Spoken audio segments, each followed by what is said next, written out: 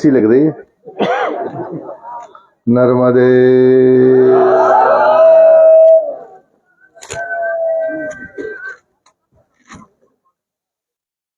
मंच पर उपस्थित जिले के अध्यक्ष सम्माननीय प्रिय गौरव सरोटिया जी,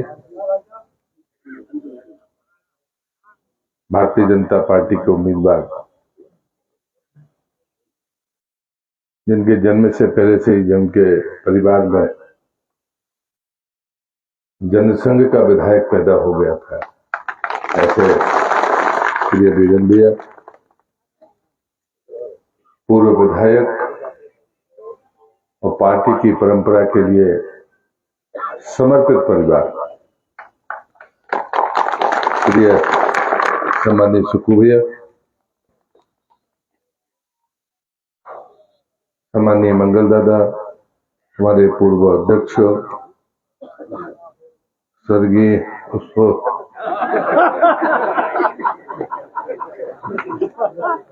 ये हमको मरवा दे रहे थे एक बार बंडा के बहुत से रामदेव जी, आदरणीय बहन भैया, हमारे जनपद साईगढ़ के अध्यक्ष,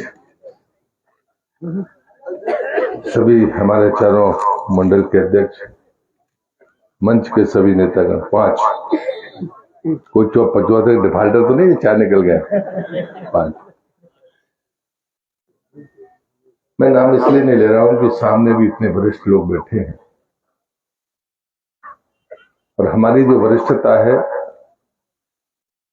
वो पुरुषार्थ की वरिष्ठता है। जो उम्र में मुझसे बड़े हैं मैं उन्हें प्रणाम करता हूं, माता शक्ति को प्रणाम, भगवान को प्रणाम। मित्रों, ये मानव स्वभाव है। मैं एक संस्मरण से, एक कहानी से अपनी बात शुरू करता हूं। शायद मन भी हल्का होगा और हमें अपना सुस्ती का अंदाजा भी लगेगा। जब महाभारत काल में कौरव और पांडवों ने सबने द्रोणाचार्य से शिक्षा दीक्षा ले ली, एक अंतिम परीक्षा आचार्य द्रोण ने ली। उन्होंने कहा कि यदि मैं अपनी सारी संपत्ति, और द्रोण के पास क्या संपत्ति थी ये सब आप जानते हो, बोले अगर मैं सब में बराबर बराबर बांट दूं और ये 10 साल के लिए मैं तुम्हें देता हूं, 10 साल के बाद मुझे वापस कर देना। सबने बड़े उत्साह से हाँ कह दिया, लेकिन एक आदमी चुप रहा, वो थे धर्मराज युधिष्ठिर। तो आचार्य द्रोण ने उनसे कहा कि क्या तुम पैसा देना नहीं चाहते? तुमने जवाब नहीं दिया। उन्होंने कहा कि गुरुवर, मैं देना तो चाहता हूं, उसमें कोई संदेह नहीं होना चाहिए, लेकिन मैं सोच रहा था कि जिस उत्साह के साथ में मैं लूंगा उस उत्साह के साथ वापस कर पाऊंगा कि नहीं कर पाऊंगा। ये मानव स्वभाव है। हम सबको लगता है कि नहीं, ये परिस्थिति तब आती है जब हम अपना सपना मानने लगते हैं। और इसलिए भारतीय जनता पार्टी में जब ये सवाल पार्टी करती है तो पहला संकल्प लीजिए कि हमारा और आपका कुछ नहीं, ये सब कुछ या तो भारतीय जनता पार्टी का है या भारत माता का है। और अगर बहुत मन खराब हो तो मेरे को याद कर लीजिए कि मेरे जैसे आदमी को 2-2 बार तुमने जिता दिया है। क्यों? घर पे जाकर सोचो कि शकल पहचानते नहीं थे, बोलता खराब है, अल्लाह इसको भी वोट दे रहे, क्यों दे रहे? मुझसे खराब आदमी तो तुम्हें दूसरा मिलेगा नहीं, लेकिन जब मुझे दे सकते हो तो भले आदमी से क्या बुराई है भाई। इसके लिए तो तुम सब तालियां ढंग से बजाते हो।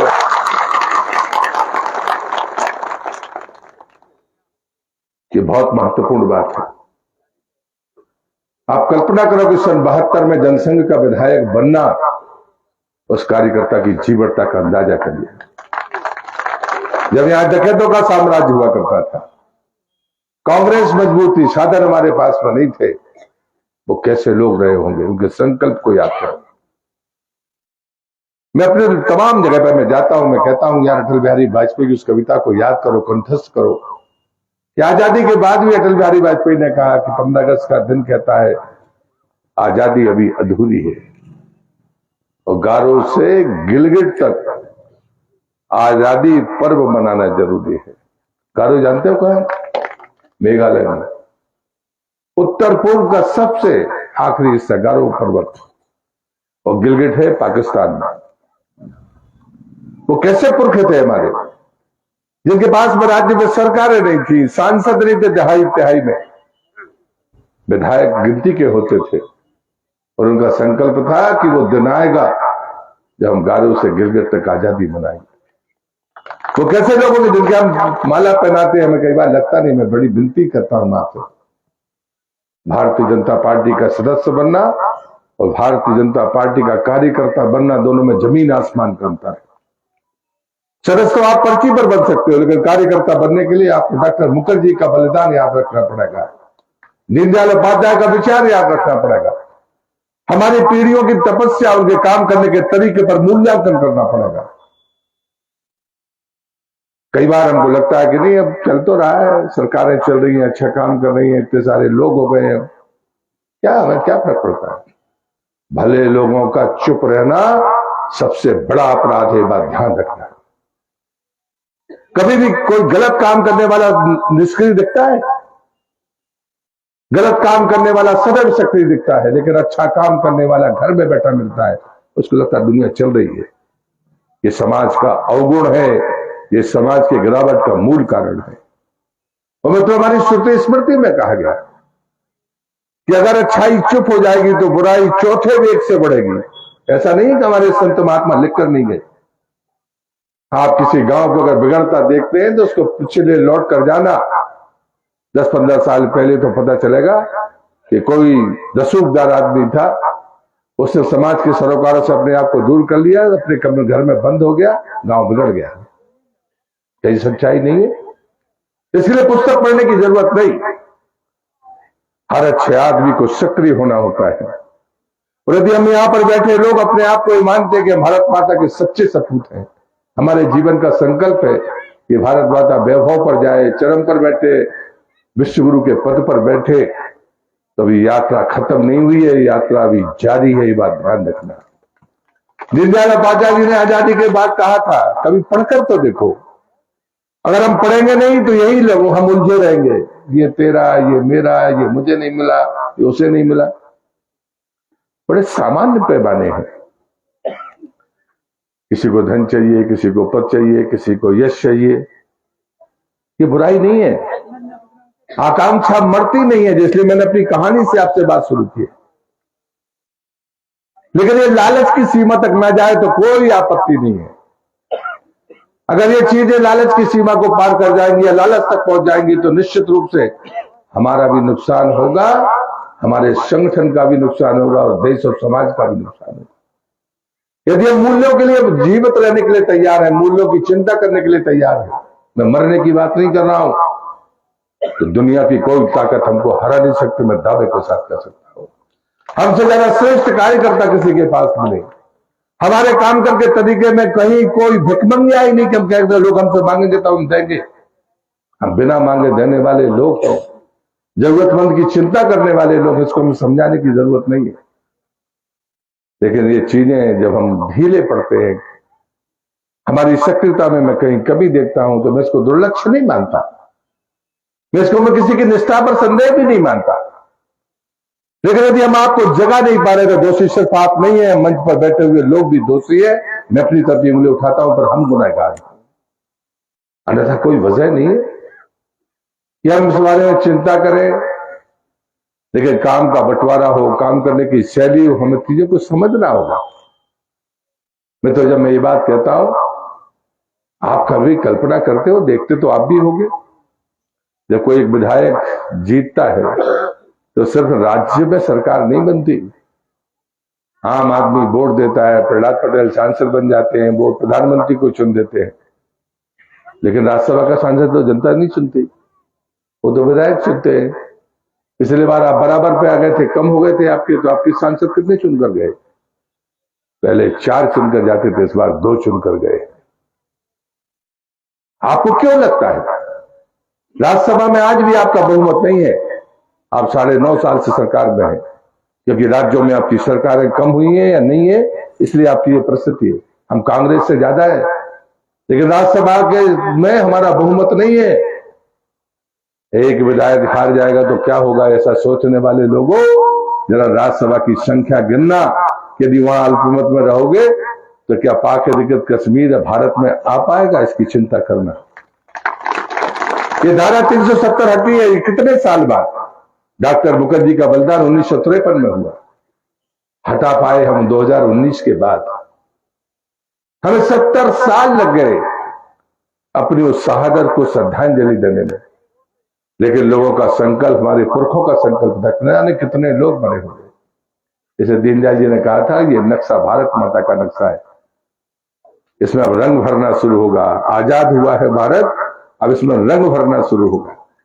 पीढ़ियां आएंगी, अपने ढंग से सुरंग को भरेंगी, लेकिन उन्होंने एक चेतावनी दी थी। लेकिन मन मर्जी से कोई रंग भरना शुरू कर देगा तो चित्र नहीं बनेगा, बदरंग एक पोस्टर दिखेगा, इसमें कोई आकृति नहीं होगी।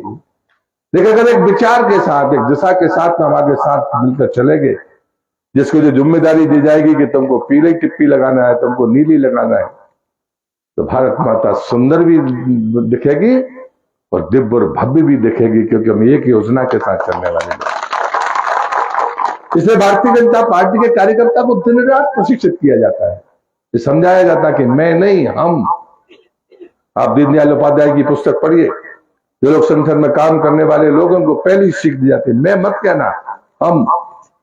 ये हम पहले मारो। मैं नर्मदा जी का परिक्रमावासी हूं, मेरे गुरुदेव कहते थे, नर का मद हरने वाली मां नर्मदा, पहले अपने अहंकार को मारो। अहंकार नहीं होगा तो संघर्ष भी नहीं होगा, ये बात मानकर चलना। हमारा अंतर संघर्ष नहीं हो सकता, और मन कभी दुखी लगने लगे यार ये बेकार की बातें हैं। अभी 1-2 लोग तो जनसंघ के बचे हुए, ज्यादा ही होंगे, सामने भी बैठे, वो बैठे सामने बैठे, ताली बजाइए। ये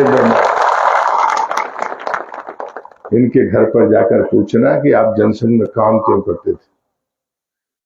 तब सरपंच बनने की स्थिति भी नहीं थी, अपमान के अलावा कुछ और था नहीं। इनसे पूछो कि आपने राजनीति में क्यों आए, आप भारतीय जनता पार्टी में ही क्यों आए? सरकार तो कांग्रेस की थी। एक तरफ हम डकैतों से लड़ रहे थे, दूसरी तरफ कांग्रेस से लड़ रहे थे, कई सच्चाई थी। और जिन नौजवान मित्रों से मैं कहता हूं कि नौजवान मित्रों, जीवन में आने वाले 25 साल के बाद में देश कैसा होगा, जब देश का प्रधानमंत्री ये कहते हैं, तो हम बैठे हुए कार्यकर्ता को कभी ये विचार नहीं आता कि मैं जिस पंचायत में पैदा हुआ, जहां पर मैं रहता हूं, जहां से मैं जनप्रतिनिधि रहूं या न रहूं, उस पंचायत का भविष्य क्या होगा 25 साल बाद?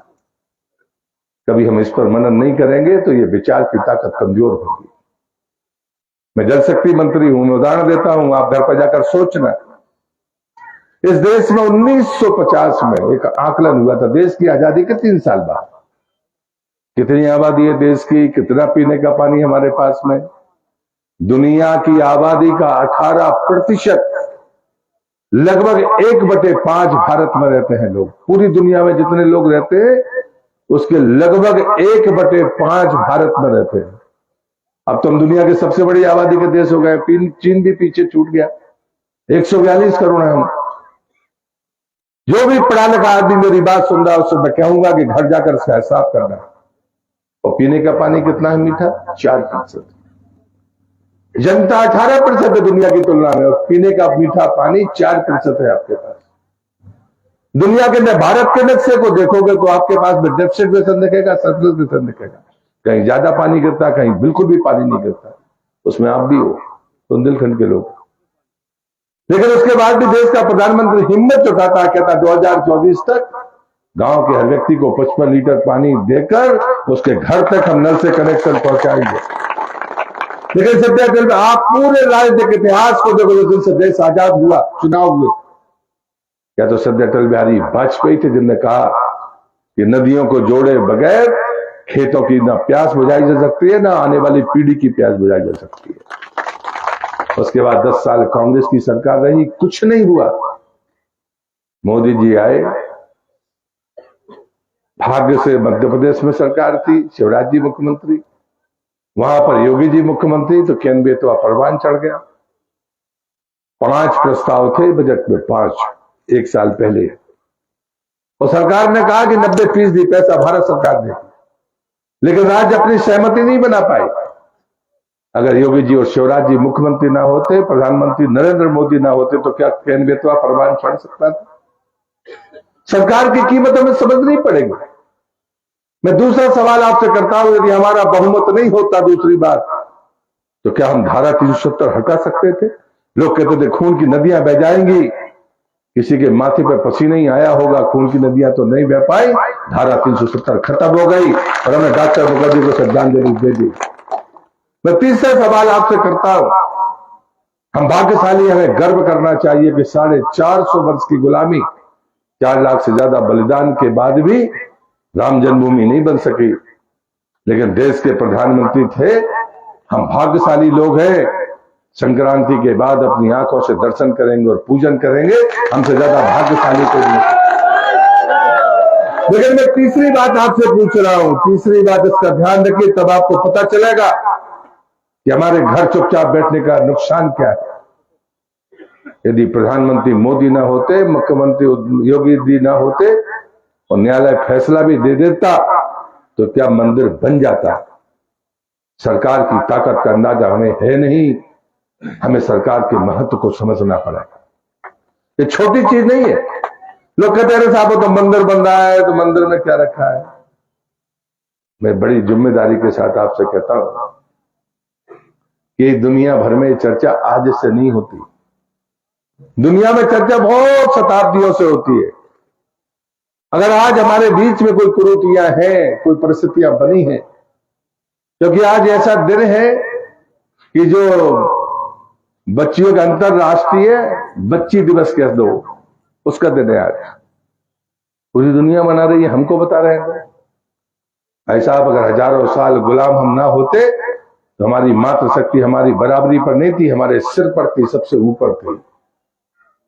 लेकिन गुलामी ने इनको पर्दे के भीतर ढकेला, गुलामी ने इनको हमको चैरवादी के भीतर ढकेलने के लिए मजबूर किया।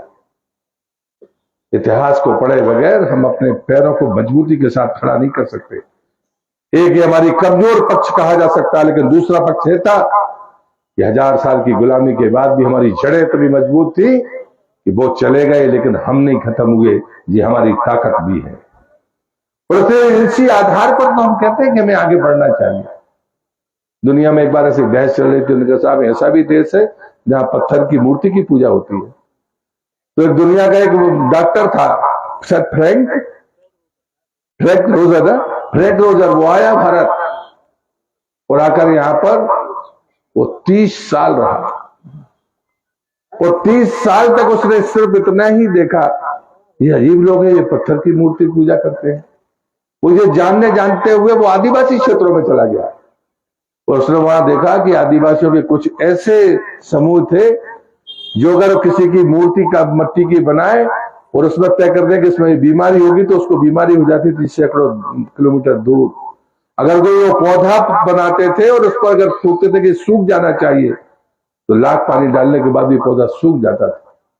वो आया था मूर्ति की पूजन को जानकारी लेने के लिए।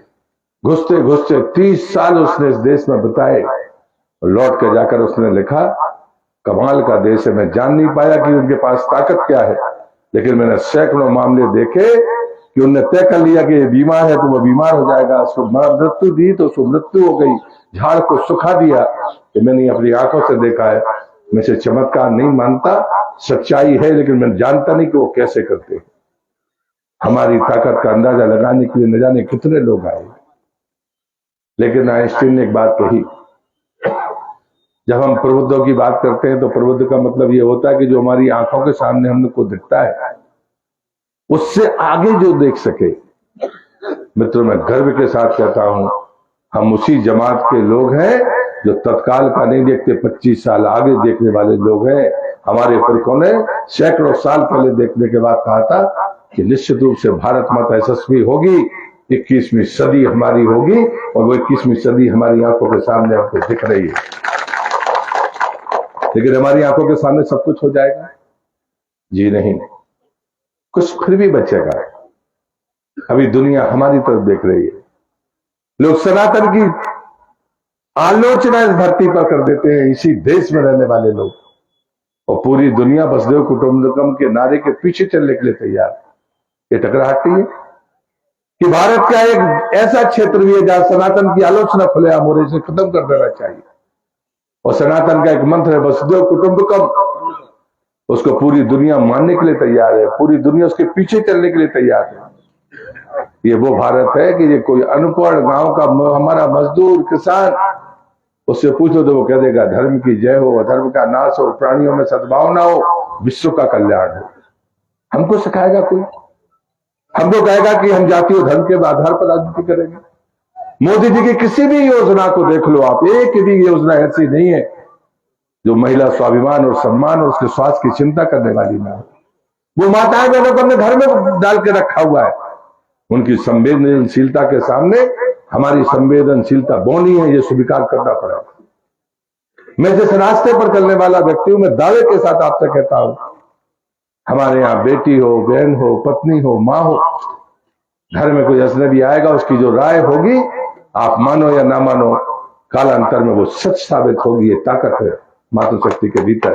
लेकिन हमें जब लगातार हमारे हमलों ने, हमारी आक्रांताओं ने हमको मजबूर किया कि हम अपने सम्मान को बचा कर रखें, अपनी संवेदना को बचा कर रखें, वो पर्दे में रूप के तौर पर, कलंक के तौर पर हमारे सामने आई।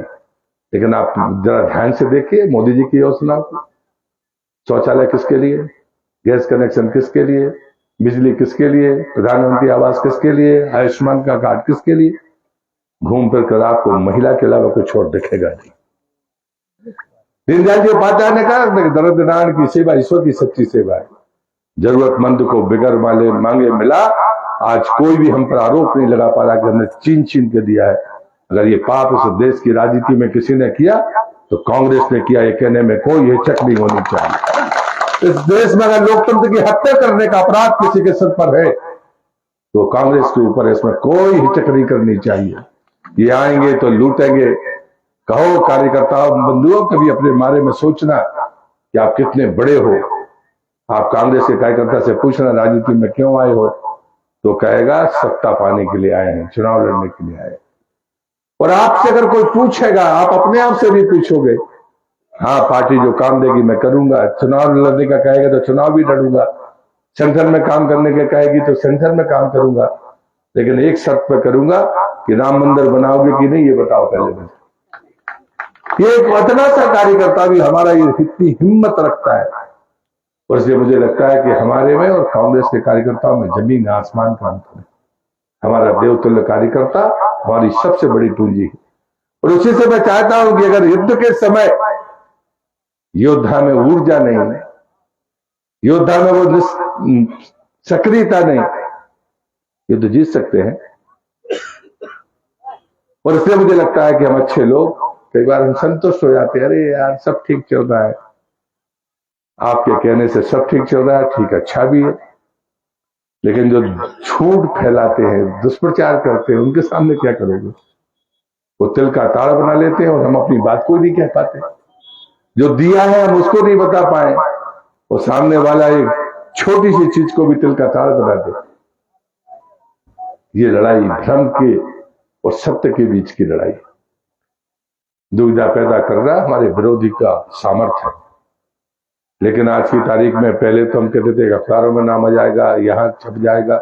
अब तो ये जो मोबाइल सुबह से शाम तक न जाने क्या क्या पढ़ते हैं, सही है कि गलत है यही नहीं पता, लेकिन लोग पढ़ते हैं। हमें नई पीढ़ी की तरफ ध्यान देना होगा। मैं हमेशा से बात करता हूं, सत्ता हमें चाहिए, सत्ता विकास के लिए भी चाहिए, लेकिन विकास का जो दूसरा पक्ष है वो और बड़ा है। हमारे मूल्यों का विकास भी चाहिए, नैतिक मूल्यों का विकास भी चाहिए। हमारी आंखों के सामने मैंने कभी संकोच नहीं किया, मैं उम्मीदवार रहूं या जीतने के बाद जनप्रतिनिधि रहूं, हमें अपनी आने वाली पीढ़ी को विषम से बचाना होगा। इसके लिए हमें सत्ता चाहिए। आज हम जितनी बड़ी बड़ी बातें करते हो, हमारी गौ माता सड़कों पर भटकती है कि नहीं भटकती है? हम दुनिया भर को ज्ञान बताते हैं, क्या हम गुनहगार नहीं है? इसके रास्ते अगर हमने नहीं दिए, ये लालच अगर सीमा तक जाएगा तो फिर प्राणियों में सद्भावना वाली पंक्ति को अपने दिमाग से अलग कर दीजिए। एक तरफ आप नारा लगाएंगे और दूसरे कदम वो अपराध हमारे हाथों से होगा। ये दोनों काम साथ साथ चल नहीं सकते। स्लाटर हाउस पैदा चलाने वाले वो कांग्रेस के लोगों पर हम चिल्लाते थे, नाराज होते थे, उनके खिलाफ नारे लगाते थे। हमारे साधु संतों की गोली मार कर हत्या हुई थी गौरक्षा के आंदोलन में। क्या ये सच्चाई नहीं है? इस देश के इतिहास की सच्चाई है। और हमने कहा था कि हम उसके समर्थक। समर्थन बातों से नहीं होता, कुछ चीजें आचरण से होती हैं। इसलिए मैं लोगों से कहता हूं, नशा मुक्ति की बात करोगे तो पहले नशा मुक्त होने की खुद की गारंटी देनी पड़ेगी, तब जाकर आप कर पाओगे। ये आचरण की बात। गौ सेवा के गौरक्षा की बात करोगे तो गौ सेवा की गारंटी शरीर से देना होगी, बातों से नहीं हो सकती है। ये ऐसे मुद्दे हैं जो भाषण से पूरे नहीं होंगे, हमारे कृतित्व से पूरे होंगे, हमारे आचरण से पूरे होंगे। और इसलिए मैं आपसे ही प्रार्थना करता हूं, हम भारतीय जनता पार्टी के सदस्य मात्र नहीं है, हम भारतीय जनता पार्टी के कार्यकर्ता हैं। और कार्यकर्ता का मतलब है उसको देखकर भारतीय जनता पार्टी बाकी लोगों को समझ में जानी चाहिए। इसलिए एक प्रखरता, एक सक्रियता, तो पूरी सामर्थ्य और जोश के साथ हम आगे बढ़े। हमारे पास में इतिहास, हमारा गौरवशाली इतिहास है। आने इतिहास बनाने के लिए हमें कदम बढ़ाकर अपनी पीढ़ियों को झंडा सौंपना है। और तीसरा, जो वर्तमान की सरकार, चाहे राज्य की हो चाहे केंद्र की हो, मैं मैं अपना समय खराब करना नहीं चाहता। आप अच्छी तरह से जानते हैं, यही आपके शस्त्र है जो लोगों का मुंह बंद कर सकते हैं। यही जगाने का सबसे अच्छा तरीका है।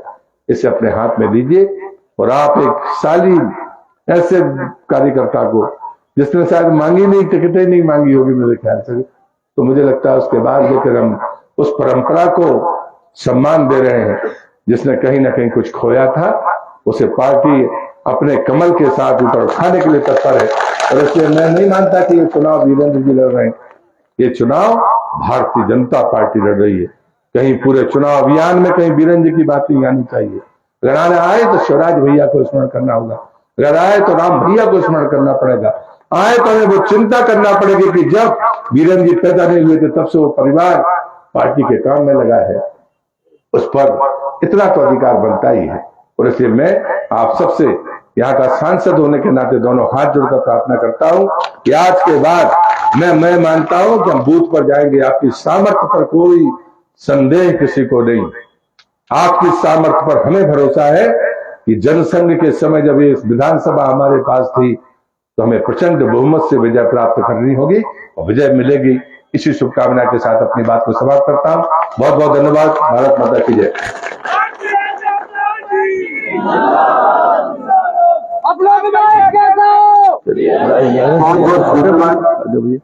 आदरणीय आप सभी के सामने हमारे भारतीय जनता पार्टी के प्रत्याशी आदरणीय वीरेंद्र भैया नतमस्तक होते हुए एक बार जोरदार जयकारा लगाते हुए हम सभी उनको आशीर्वाद प्रदान करें। अगला कार्यक्रम क्या है? राम भैया के सपने पूरे, तुम्हें कर दो। राम भैया के सपने पूरे। चलिए साहब, के बाद हमारे भारतीय जनता पार्टी विधानसभा चुनाव कार्यालय का उद्घाटन है। पहले यहाँ से स्वल्पाहार है, पहले सभी लोग स्वल्पाहार करके बस साथ ही चलेंगे। फिर यहाँ से पैदल जनसंपर्क करते हुए बड़ा चौराहे और बड़ा चौराहे से कार्यालय तक सब लोग पैदल चलेंगे।